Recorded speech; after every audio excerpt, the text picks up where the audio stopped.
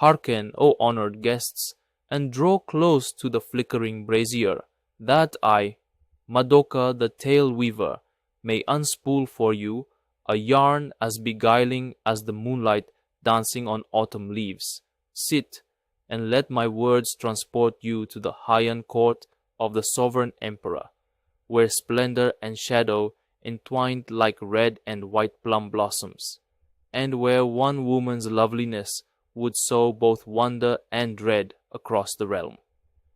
In that age of silken robes, stamping along cedar-lined halls, courtiers bowed so low their sleeves brushed the tatami mats, and poets composed verse to capture the breath of wind through bamboo.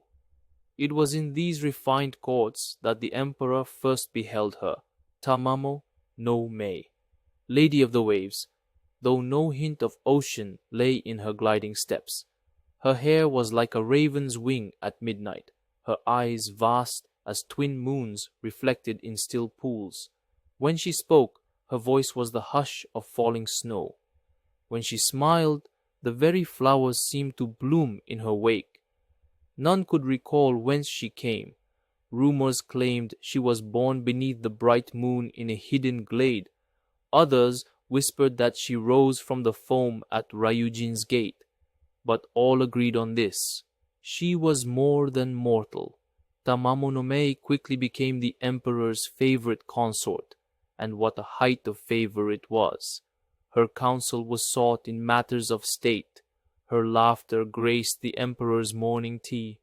The courtiers vied for her glance as if it were the very sun's blessing. By day she walked the garden of mossy stones, feeding goldfish beneath the wisteria boughs. By night she wove enchantments with incense and verse, her gentle presence wrapping the palace like a silken cocoon. Yet even as the court revelled in her radiance, an unseen darkness crept through the corridors. A strange malady befell the emperor. His brow grew hot as summer's noonday. His breath came ragged as a samurai's in battle. Physicians sprinkled golden powders and summoned mountain herbs, but still the sovereign's pulse faltered. Each dawn found him weaker, his color drained to the pale of a moon-bleached shell. The courtiers murmured that foul spirits had taken root, but none could trace their origin. None save the spurned poet Kibi no Makibi, who gazed into the palace one evening and saw Tamamo no Mei's shadow stretch long and warped like the tail of a monstrous fox unfurling in the dusk. Kibi no Makibi had studied ancient rites in the Tang courts of China. He knows the signs of kitsune sorcery, fox spirits that can don human guises, their power waxing with each tale they earn through centuries of cunning. Nine-tailed foxes were the most fearsome of their kind, immortal, shape-shifting, masters of illusion. Makibi trembled, for he remembered the scrolls. Any who falls under their thrall invites ruin upon the land. Steeling himself, he crept through moonlit corridors to the emperor's chamber, where Tamamo no Mei sat by the bedside, fanning the ailing ruler with a fan of white pheasant feathers. Her alabaster skin seemed truly moonlit. Her laughter, when she murmured comforting words, chilled Makibi's heart as though borne on a winter wind. Gathering courage, he invoked an exorcism chant taught by Taoist masters, stamping 5 times with his foot to bind the spirit. The court attendants shrank back as he stepped between consort and emperor, chanting the sacred verses. Tum Famidu bewitched by Foxfire's grin, reveal thy truth, and let thy falsehoods end. 9 tails shining in the veil of sin, lay bare thy shape for mortal pain to mend. At his final cry, the air crackled like winter lightning. Tamamo no Mei's laughter dropped to a whisper. Her form rippled as if caught in a whispering breeze.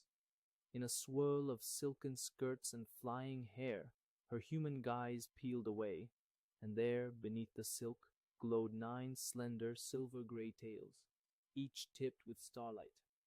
Her eyes blazed with otherworldly fire, and for a moment her beauty twisted into the shape of raw, untamed wonder and terror. With a shout, Makibi flung a cluster of blessed mirrors before her. The fox spirit recoiled. Each mirror's surface trapped a spark of pure light, binding her power. In a final, mournful howl, a wail that shook the temple bells on Matkoya, she bore her 9 tails aloft and vanished in a bloom of violet foxfire. Though the emperor soon recovered beneath the care of loyal courtiers, the land itself bore the stain of her presence. Fields outside the capital lay withered, and strange omens flickered in the storms that gathered on distant peaks. So it was decreed that the 9-tailed fox must be hunted without mercy, lest her mischief leash the rice paddies dry. A great hunt was proclaimed. Samurai and onmyoji, imperial guards and wandering yamabushi all joined in the quest. They tracked her across bamboo forests thick with mist to hidden shrines where mossy statues wept with dew.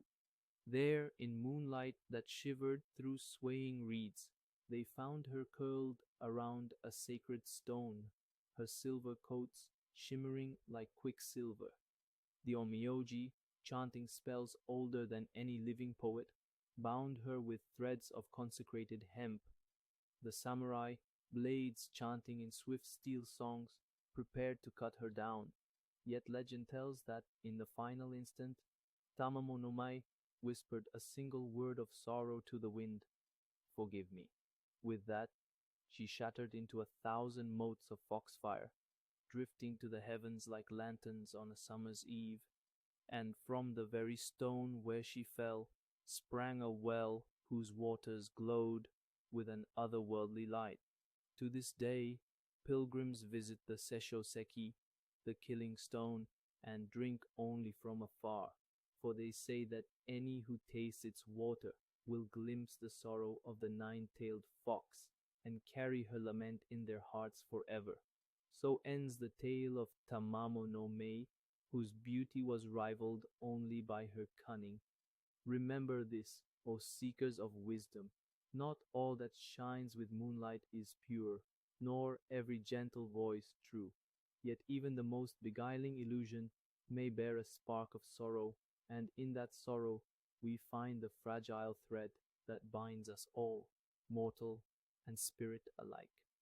May this story linger in your dreams, as subtle as foxfire at the edge of sleep, until we meet again beneath the moon's pale glow.